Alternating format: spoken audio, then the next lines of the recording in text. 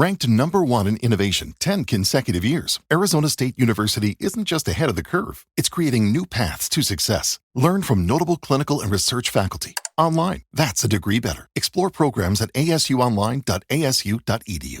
What is going on, everybody? Welcome to another fabulous edition of Mattalk.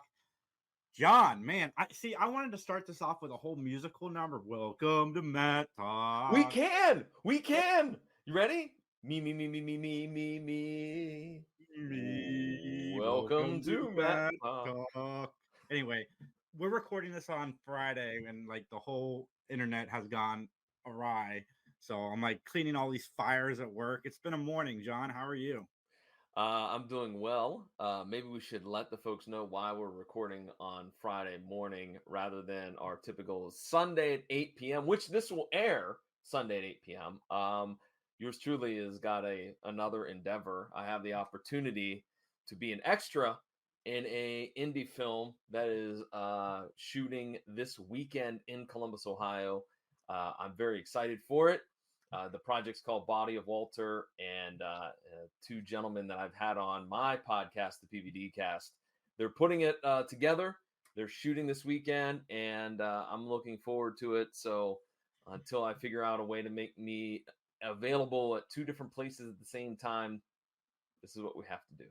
And guys, I want to let you guys know something about my friend John here. They're like, John, be an extra in our movie. And John's like, sure. And he reads the script and goes, I need script approval. I need this amount of money. I want to know what my character's intentions are or what its motives are. And they're like, John, you're just in the background. Yeah, but why am I in the background? What brought me to be in the background of your picture? Like, I must know what Craig has been doing his whole life. John, your character doesn't have a name. Yes, he does. His name is Craig, and I need to know more about Craig. Like, why am I here? And they're like, John, this is just a walk-on part. And yeah, it was. I can't believe they agreed to John's script proposal, but John is now playing Craig Menendez, and he is a factory worker from Nebraska who likes long walks on the beach. And he was married, got divorced, got married again, got divorced. He's been married 6 times already. He's got one of those hole punching cards where the 7th one is free. So he's in the background because he's looking for that special someone, because he's on his way to a blind date. So John, congratulations on getting such an extensive backstory for your character Craig Menendez. You know what? It's just going to be like this episode of Matlock. I'm going to be in my dressing room. I'm going to be trying to get in the zone. I will be listening to soft music. I will be upset that Michelle Thomas is interviewing me and asking me these questions. I'm ready. I'm ready. And I'm excited. So yeah, and he's got a trailer, guys. Like, don't let it cloud your judgment. People that are extras don't get any of this stuff, but John Orlando does. Well, you know what? Funny you mentioned that. This will be the third indie film that I have been involved in. One, sadly, it's a long story, but we'll just say that no one knows where the footage is. The footage was given to somebody to be re-edited for a different project, and that person kind of moved and I believe took the footage with him, and no one can get in touch with him. So that kind of sucks. That was my first foray playing a FBI agent, and then I played just a normal. I literally had like 30 seconds on screen, but I had one line, and it was a comedy. And then this one, relatives of Craig Menendez from John's new film. Oh, the funny part is I'm scheduled to be this weekend an extra where I am, guess what? An FBI agent. I must be pigeonholed into this. You need an FBI agent? I'm your man. That's what we'll say. Mm-hmm. You need an extensive backstory for a character that has no meaning to your plot. You call John Orlando and he will write one for you. I will be there with bells on. I'm ready to talk about Matlock, man. All right. Well, then let's go ahead and get into it here. And just in case the internet decides to be more goofy, let's go ahead and start off by getting into our opening statements. The title of this episode of Matlock is called The Critic, and its original air date is January 8th, 1991. We have to talk about probably the biggest guest star out of the list that I have, and that is Joel Grey. And for those folks that do not know who Joel Grey is very well renowned in the theater world. He's worked and starred in Cabaret, Wizard of Oz, Chicago, Wicked. He directed Fiddler on the Roof, one of the times that was revived. So he is very well known. Now, in the film world and film and TV, he will be playing for this episode of Matlock Tommy DeLuca, but he's also been known as the Master of Ceremonies, which is what he played on stage, but this would be in the film version of Cabaret. Mr. Sloan on Alias. I believe it's pronounced Lemuel Idzik on the HBO prison show Oz. Doc on Buffy the Vampire Slayer. Chi Yun in Reno Williams, The Adventure Begins, and a whole host of other credits to Joel's name. Yeah, nice. I didn't recognize him at first. I do recognize him now that I've seen some photos of him older. Yeah, he's got a unique look to him. In fact, when we get to the part where he's testifying, he's got some weird facials going on, man. Like, I mean, I didn't know if he was overacting or just trying to make this character more bizarre than it needed to be, but we'll talk about that a little bit later. Our next guest star is a gentleman by the name of Tony Roberts, who will be playing the role of Guy Palmer. He seems to have a link to Woody Allen because he's in a lot of Woody Allen projects, such as Annie Hall, where he played the role of Rob. He played the role of Dick and Played Again Sam. He also was in A Midsummer Night's Sex Party as the role of Maxwell. He also played LaSalle in the 1974 version of The Taking of Pelham 1, 2, 3. He also played Bob Blair in Serpico. And he is, of course, are you ready? He is a hat trick winner. He was in Murder, She Wrote and a Perry Mason TV movie as well. Yes, let's give him a round of applause, ladies and gentlemen. Woo-hoo! Yeah. Yeah. Tony Roberts getting the hat trick.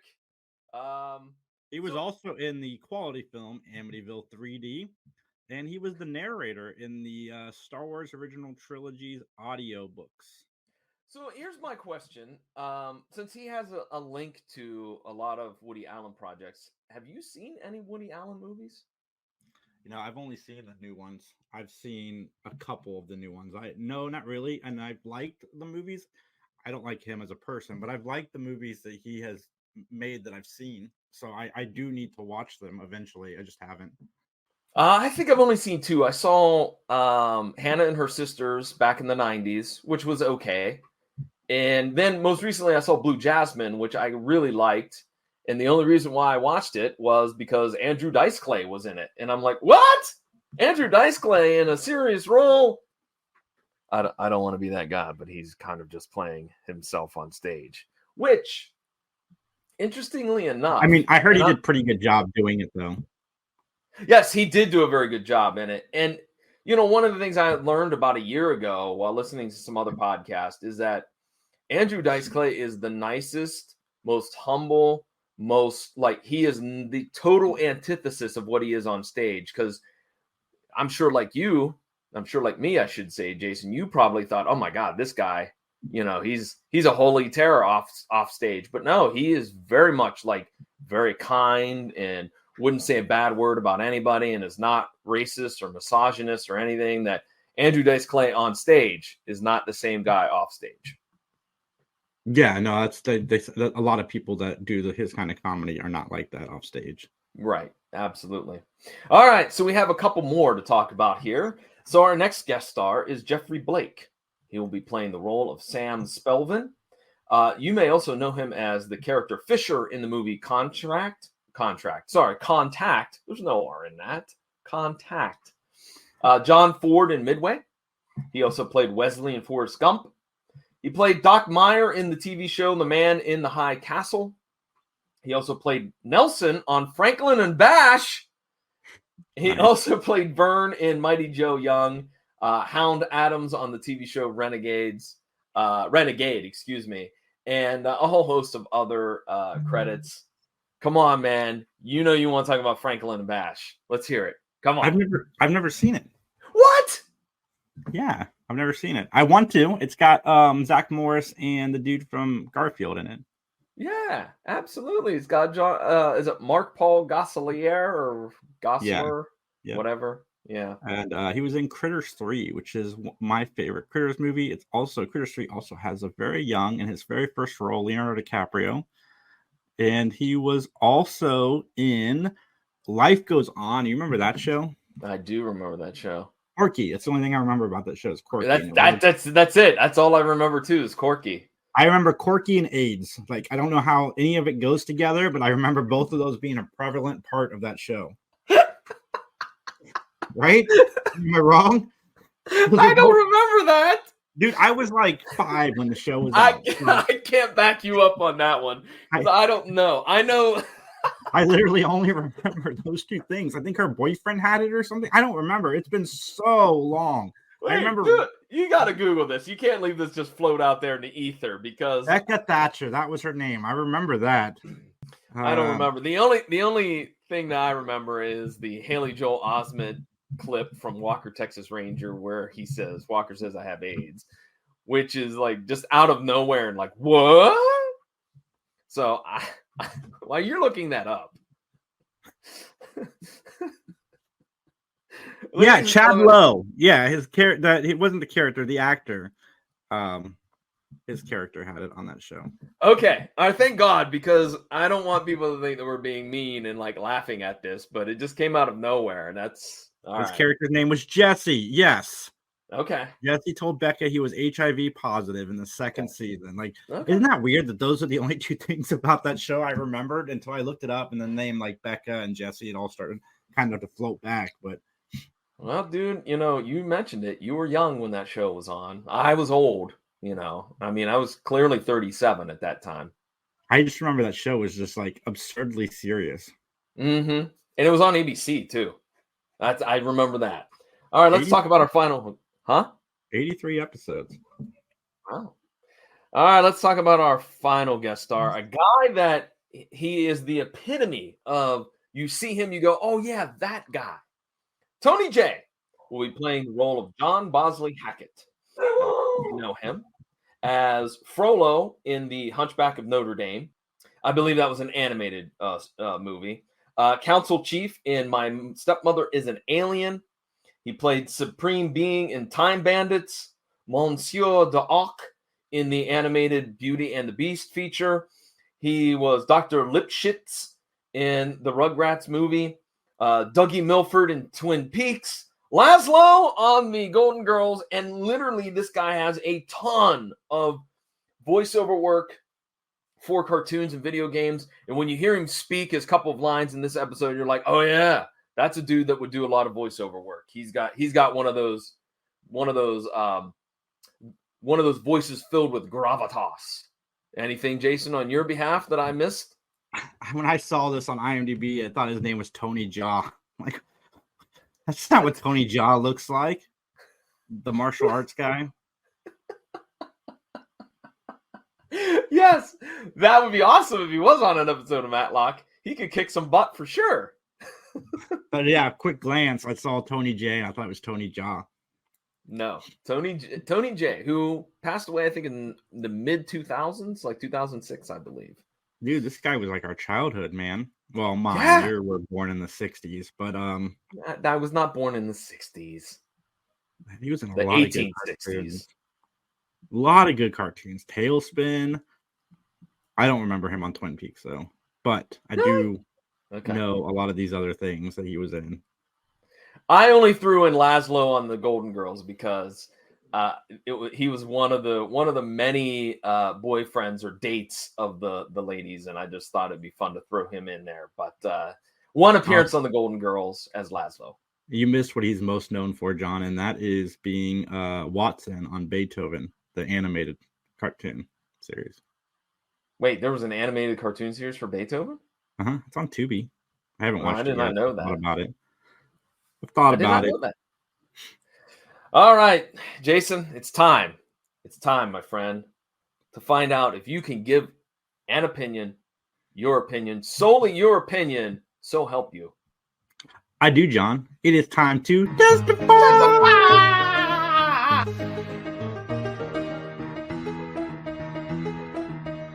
Justin's got to meet with his union rep because I'm doing a pretty good job producing the show. I don't know if we need Justin anymore.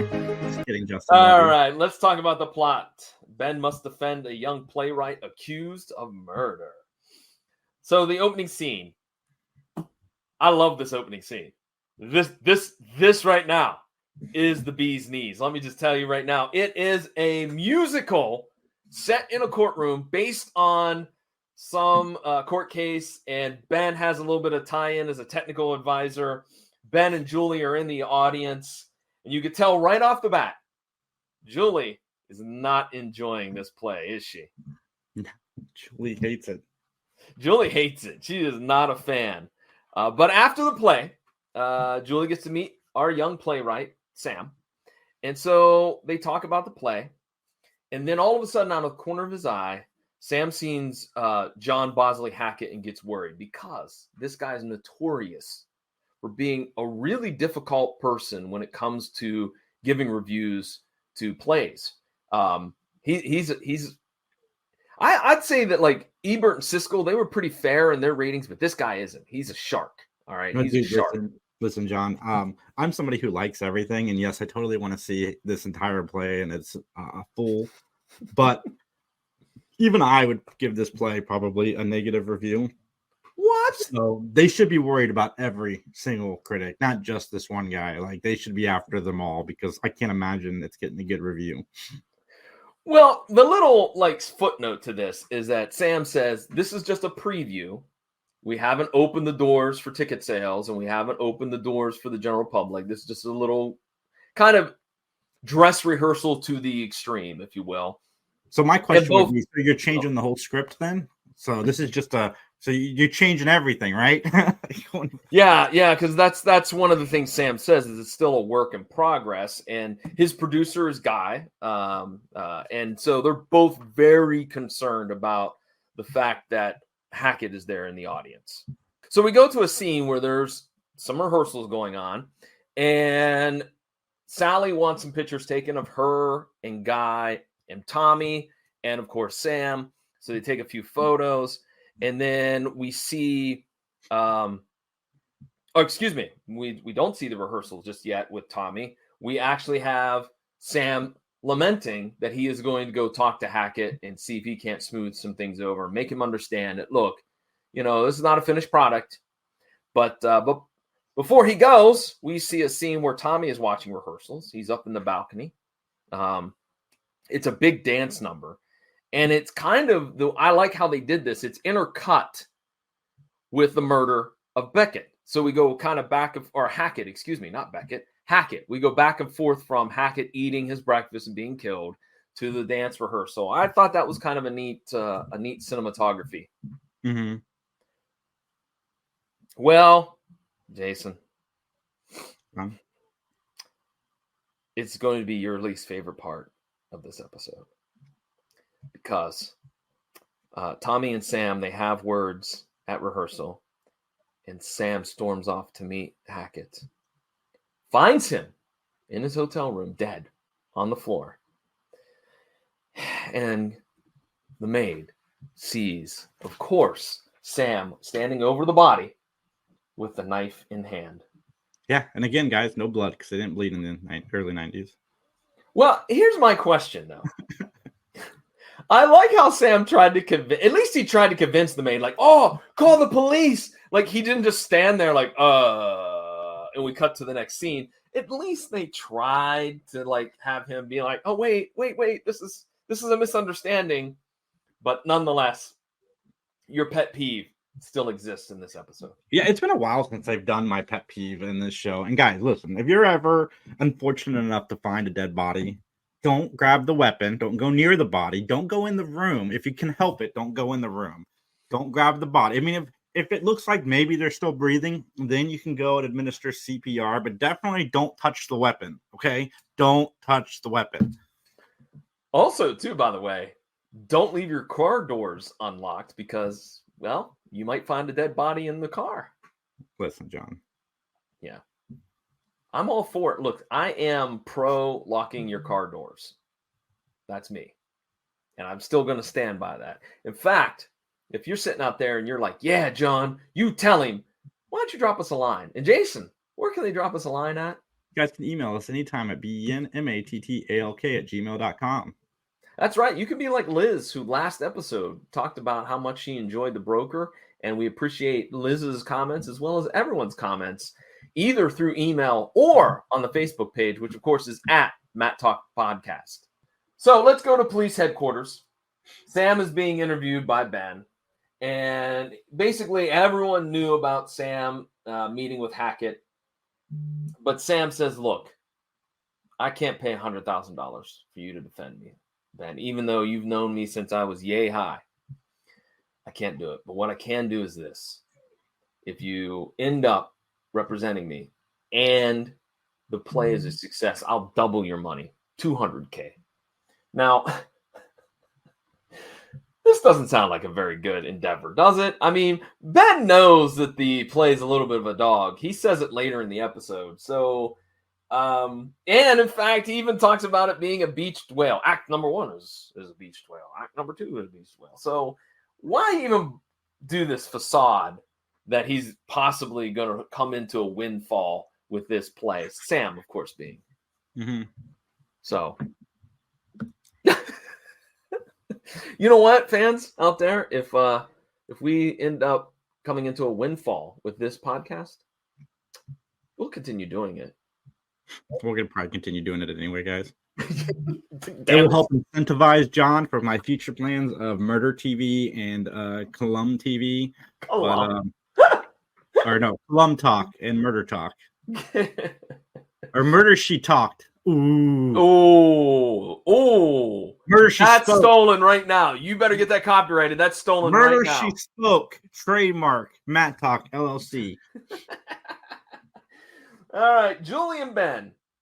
They are together and they watch Hackett's review. Actually, we finally get the name of the play. It's called Lovers and Lawyers. And of course, Mr. Hackett trashes. Sally Ann White, she is so mad. She is so mad at this bad review. She throws a vase with flowers in it and smashes it against the TV screen. And so we go to a scene where Ben shows up to the theater and Michelle is there. And she says that Guy is closing the show, that the bad publicity, we gotta close the show. Sorry, guys, we can't go on. And then a guy shows up who we find out later is Sydney. He's like the PR guy. And he thinks that the bad review in the newspaper is really a positive because people are buying tickets. They want to see this. They heard about the murder. They want to see it. You know, I guess it's true. No publicity or bad publicity is better than no publicity. What say you, Jason? Oh yeah, people love controversy, man. They do. They're just hoping to show up the next day and somebody else will get killed. This is a natural instinct of humans, which is crazy to me. But yeah, no, that's 1,000% the most realistic thing I've ever seen on an episode of Matlock is that people are lined up to watch this play where some affiliation, something tragic has happened. Mm-hmm. All right, we go to the crime scene where Ben is recreating the murder. I love how he just like falls on the ground, very slow motion wise, and Julie catches him in the act. So Ben says, "Here's the weird part. Hackett's breakfast order, man. He had all this food, but he didn't touch the OJ. He didn't touch the coffee, and he thinks that is kind of weird." And then also, Ben says, "I don't think you should be involved in this court case, Miss Julie. Why? Because you're biased. You hate this play." Ooh, what a power play move for Mr. Ben Matlock. But is she gonna send somebody to jail for murder because she hates their play? Like, oh, you got to stop making movies or plays, and I don't ever want you to get into Hollywood. So I'm just gonna make sure this case sticks. Here's my thing too, real quick about this. Like, Ben, if you want some more of that fine fried chicken that Julie's known for, I mean, it just showed up a few episodes ago, you better not tell her you need to drop this case. Because that seems like that would be something that would get you in big trouble with your significant other. You know what I mean? Yeah. Absolutely. All right. Here's what we talked about in the opening. Michelle interviews Sally, and she's interrupting the process. All right. And because of that, she's late to rehearsal. And so we get another random musical number. And we see Ben goes up into the balcony to sit with Tommy. And Ben says that he thinks that this scene that they're rehearsing, is his favorite in the show. And I wrote, no one cares, Ben. No one cares what your favorite scene is. So Ben overhears Sydney and Guy arguing, and then Guy catches Ben eavesdropping against the door. And so Ben and Guy sit down and talk. And so basically, Guy basically is just the producer. He's the money man, if you will. So he is going to be the one in charge of the finances, and that's why he wanted to shut down the show. Now, this was a weird one, and it turned out that it would be what I thought it was. I wrote down here, is Ben timing his trip from the theater to the hotel? And spoiler alert, ladies and gentlemen, he is. But Ben, he doesn't move like he's in a big hurry, especially in that last scene when he's like a track runner. Like he's in the 100-meter dash, and he gets to that last 10 meters, and he's like, give up and just coast. You know what I mean? Well, he's trying to prove a point. Like it takes a minute to get from here to here. Like you can take your time and be there on time.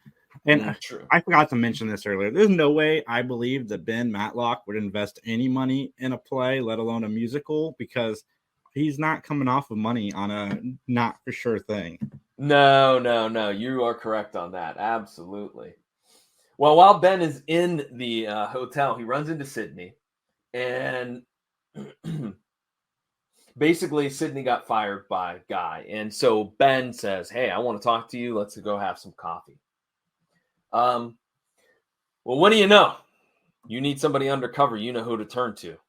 Conrad McMaster. And so Conrad has somehow found his way onto the back, onto the set as a stagehand. And one night he decides to go and check out the office of Guy. And so Conrad's circling through the desks, but what he doesn't know is two goons have snuck in and they're just laying waste to the set. Now, to me, I think my problem with this scene is that it seems like baseball bats on wooden sets make a lot of noise. And you mean to tell me that Conrad was so far in the bowels of the theater that he couldn't hear that? Maybe he didn't. Maybe he wasn't paying attention. It's know. possible, man. I don't not buy that. Well, everybody's got goons. I want a goon. How do you find them? Is there like a goons wanted page where you can go on and sign up to be a goon? Because I want to get a goon. Is there like goons for hire? I don't know. I would say check out Craigslist, but I don't know. Is Craigslist a thing anymore? I wouldn't use my goons for evil. I got some projects around the house that need done. I'd love to have goons for, Hey, we need a new gutter installed. Where's my goons? Yeah, if you guys know how to come across goons, email us at benmattalk@gmail.com. Thank you so much. All right. Let's get back to it. Sally chats once again with Michelle. And her alibi is that when the murder happened, she was in her dressing room and she was all by herself, which is not a good alibi, by the way. So Sally is summoned to Guy's office and then say that Sally is the reason why they're shutting down the production. And so Ben arrives and basically he presents this theory that's a little bit odd. So I'm going to try to explain it the best way I can. So Guy's having some money issues. And so basically what he did was Guy told everybody, all of his investors, that he was going to budget the show at $1 million. But he actually collected $2 million. And so what he needs is a flop on his hands. It's kind of like that Matthew Broderick, Nathan Lane musical, The Producers. It's like he wants a flop so he can make more money. All right. And so Tommy is eavesdropping on this conversation and he confronts Guy. And Sally all of a sudden we find out Sally has OD'd in her dressing room because some random guy comes and he's part of the production. He's like, oh my God, she's She's passed out on the floor. I called this too, by the way. I did too, because this just seemed like out of nowhere. Like, she overdosed on what? Well, I mean, she could have overdosed on anything. It's just didn't make any sense to the story why she would have overdosed. Like, she didn't have any information. She didn't do that phone call like, hey, I know who did it. Meet me tonight at midnight, and I'm going to tell you exactly who, what, where, when, why, and how. And then she would have gotten poisoned. But no, she wasn't poisoned. She was fine. She was acting, as John Lovitz would say. Yeah, it was ridiculously overacted and totally bogus. Had nothing to do with the storyline. And but while Sally's confronting Tommy and Guy, Ben finds a clue. It's a newspaper and a framed photo. So let's go to the courtroom. Tommy is on the stand. And here's what I said. Tommy's got some, Joel Gray's got some unique facial expressions. But nonetheless, Ben presents a past review from Hackett.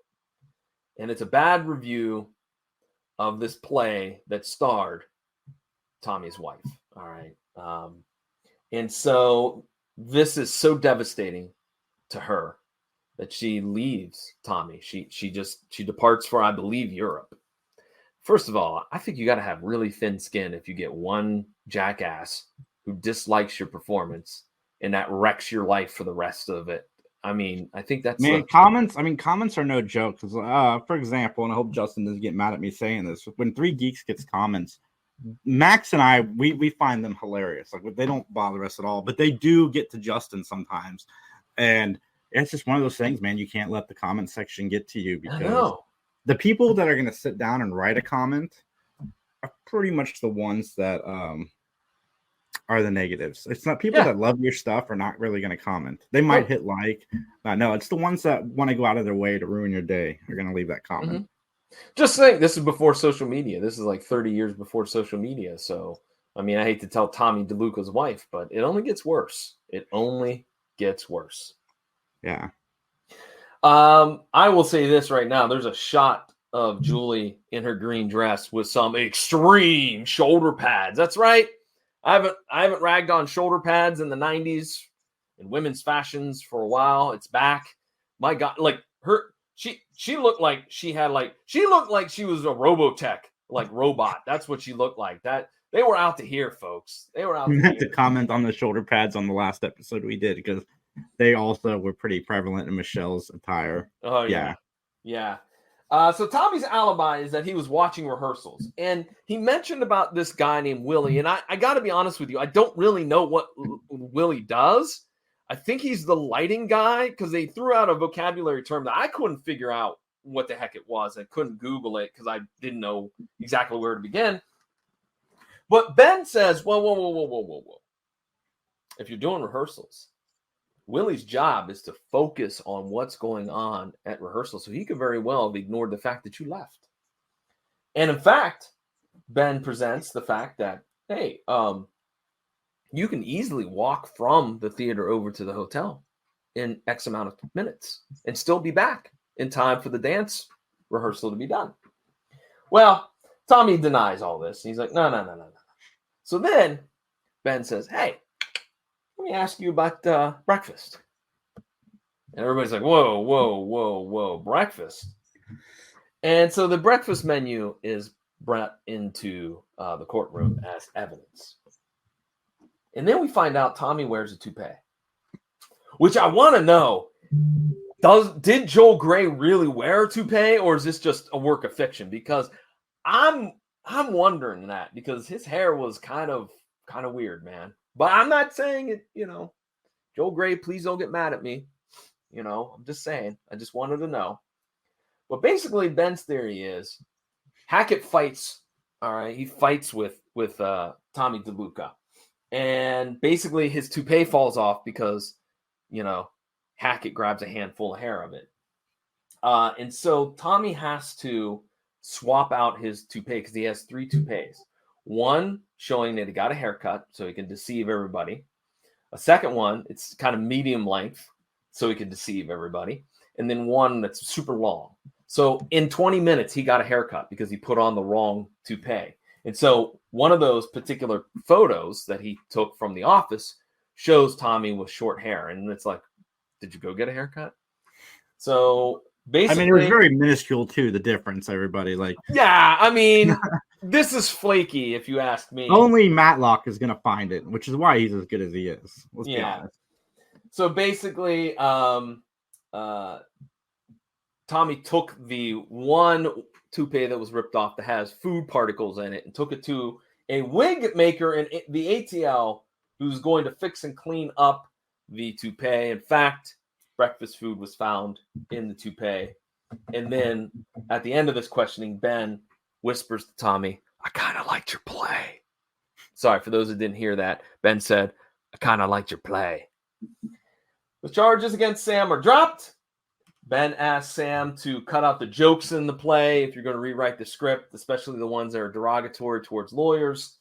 And Ben and Julie are off to get dinner. And that concludes our discussion of The Critic. Jason, anything you want to throw in there before we get to wrapping up the episode? I do not, John. All right, then, ladies and gentlemen, let's get into our closing statement. This is the part of the podcast where John and I were rate the show on a gavel system. 5 gavels means we absolutely loved it. We're joining a musical and we're going to have a lot of fun. 1 gavel means we didn't love it. And negative 300 gavels means we're going to quit singing altogether. John, what did you think of this episode? People now want a negative 300 episode because we've sung quite a bit on this podcast and it's always ugly. I gave it a 3. I felt like I loved the opening scene. I loved and was really honestly hoping that we would get some more of that. Like, I want a whole musical of Matlock. That's what I want. Like Buffy the Vampire Slayer did. If this episode had been made post 99, this probably would have been more of a musical episode, 1,000%. Absolutely. I mean, a Don Knotts musical number. Come on, guys. Like, it's right there. Like, couldn't we get that? Yeah. That's what I was waiting for. I was like, he's going to come in singing something to Benji. You know that I was actually in To Kill a Mockingbird when I was in high school, Ben. You know, I played the Mockingbird, Ben. So I love the opening scene. I love Julie and Ben's interaction again. I feel like the negatives were the overacting and the plot about Sally ODing. The plot was a little bit wonky too. Like I felt there were some things that didn't quite fit in there that they were just throwing in there. So yeah, it wasn't a terrible episode. It wasn't a great episode. I'm giving it 3 gavels. That's right, folks. John Orlando does not know what fun is. This episode was fun, and I'm going to give it a 4.5 because I do want to sing all the time. I can't get it to 5, even though I really want to, just so I can say I can sing everything for the rest of my life. But I give it a 4.5. Not because it's the best episode of Matlock, but because it was fun. The overacting in some scenes is part of that musical charm, I think. And while we couldn't have a musical episode in the 80s or 90s for whatever reason, this episode did have elements of a musical throughout it, which was, again, the overacting and a few other things. So I liked it. Okay. All right. Well, let's go ahead and wrap things up here. So, Jason, what do you got going on with the 3 Geeks podcast? 3 Geeks podcast live Saturday at 7 p.m. We are counting down to our 10-year anniversary, which is going to take place on the 10th of August, 10/10. Perfect timing. I mean, what can you say? Whoa. Time out. Wait, time out. Did you say 10/10? Like a 10th of August, meaning 10th of August is our 10-year anniversary. That's what I meant by 10 out of 10. I know the month of August is 8. Like, I'm not that naive. But I have started reaching out to people, man, and I've only heard back from 2 so far, but I heard back from 2 like within seconds. So I messaged, some of the people that have been on the show. I messaged the Candy kids, Jen and Chris. Within seconds, they messaged me back. Like, I freaking love them. Jennifer and Chris Candy. If you guys don't follow them, you should. They're the children of John Candy, and they're just freaking lovely. Like, I was telling Chris, I love the fact that you and your sister are so approachable. No, I like the fact that you call them the Candy Kids because that just, I mean, I know that's their name, but it sounds funny. It sounds like a great television sitcom. I'm going to pitch it to them. There you go. All right. Yeah. All right. Well, as for me, the PVD Cast is my own personal podcasting project, available at pvdcast.com or wherever you find great podcasts. This week's episode Features Cameron Lee. He's an independent comic book creator out of Kansas City, Missouri, and he's got a great comic called God Punk. And you'll also, if you're like me, you'll also learn the history behind the two Kansas cities, Kansas City, Mo, and Kansas City, Kansas.